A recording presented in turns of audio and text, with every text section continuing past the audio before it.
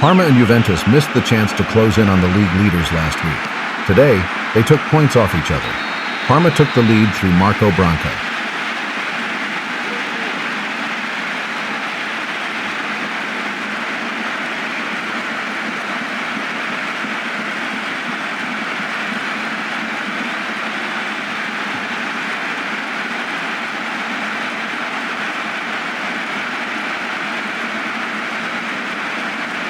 All three Juventus strikers were involved in the equalizer. Del Piero crossed, Baggio headed, Bucci couldn't hold on to the ball, and Vialli was there to finish.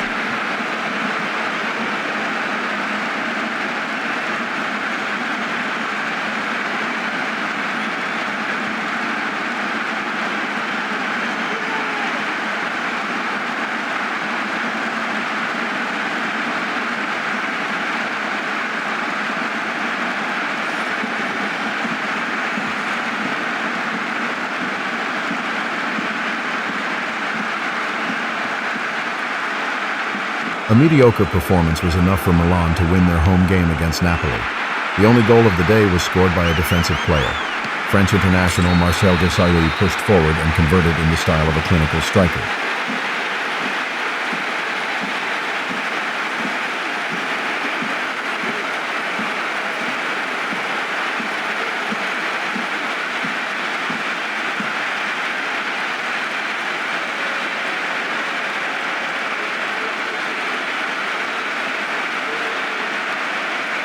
Roma defeated the surprisingly strong promoted team from Bari, thanks to 2 goals from Daniel Fonseca. For the first goal, he beat goalkeeper Fontana with a lob.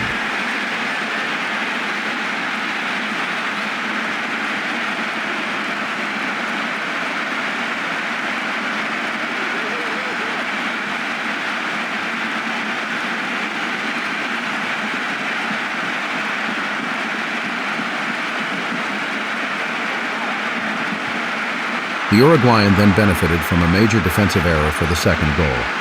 Fontana was unable to clear the ball. The only downside for the league leaders was that Fonseca had to be substituted later on due to injury, and is now doubtful for next week's big game against Juventus at the Delle Alpi.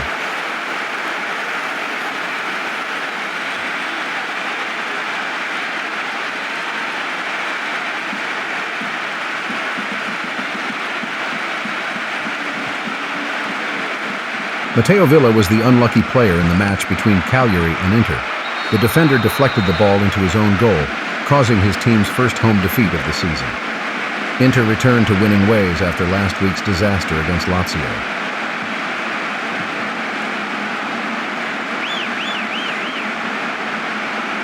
Zdenek Zeman's team, on the other hand, had a disillusioning evening and lost to Sampdoria thanks to a goal from Roberto Mancini. To make matters worse, Giuseppe Signori had to be substituted due to injury and will be out for around 6 weeks.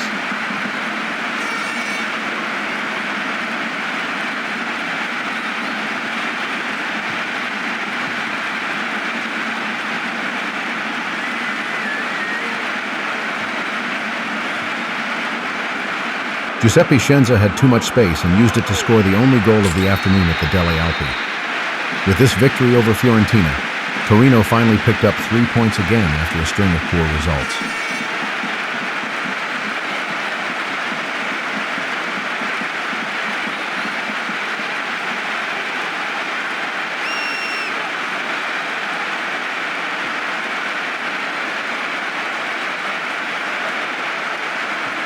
The duel between Brescia and Reggiana was also decided by a single goal. Portuguese player Paulo Futre demonstrated his outstanding individual skills and scored the winning goal for his team with a solo effort.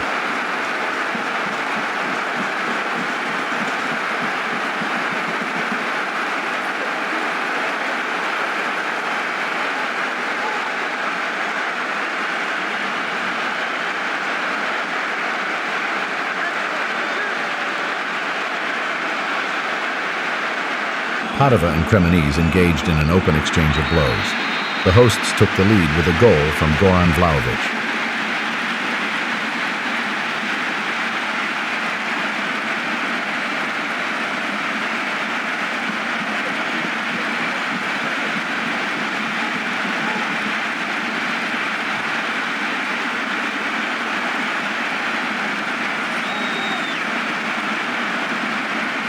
But the equalizer wasn't long in coming. The visitors once again demonstrated their strength in set pieces.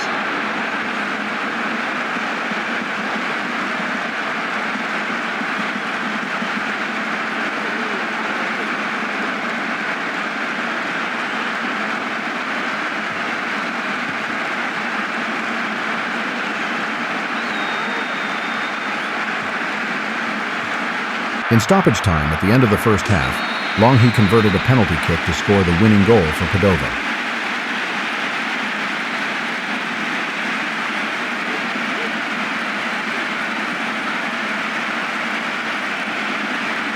The highlight of a low-scoring match day was the clash between Foggia and Genoa.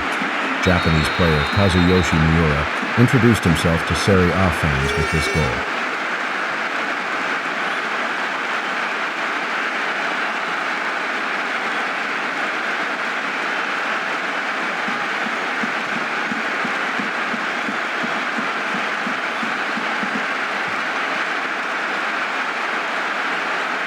After a corner kick from Kolivanov, Marazzina, who had only entered the game a few minutes earlier, scored the equalizer.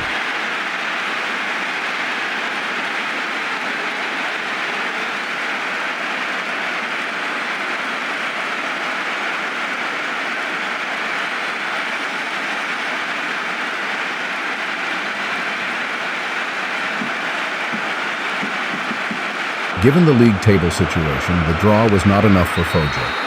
The hosts threw everything forward and wanted to force a second goal. Then came the cold shower 5 minutes before the end with Miura's second goal. But there were still a few minutes left.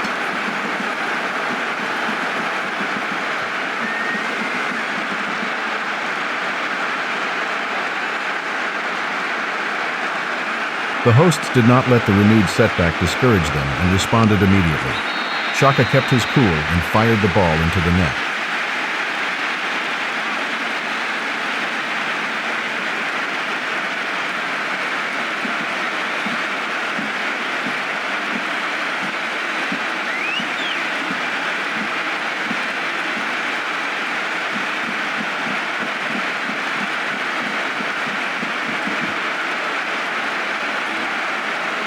And finally, there was even a happy ending for the fans in Foggia.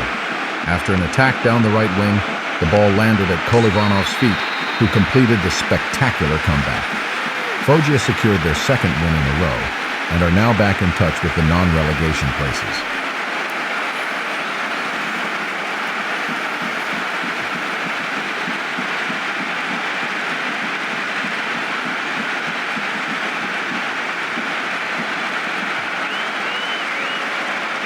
Roma is the big winner and can clinch the half-season championship title next week against Juventus. The results from this weekend have brought the teams closer together. Foggia has finally arrived in the season and has left the last place. None of the leading scorers managed to score a goal this weekend. The two Roma players, Giannini and Fonseca, continue to lead the assists table. Let's hope for more goals next week. Thank you for watching, and see you then.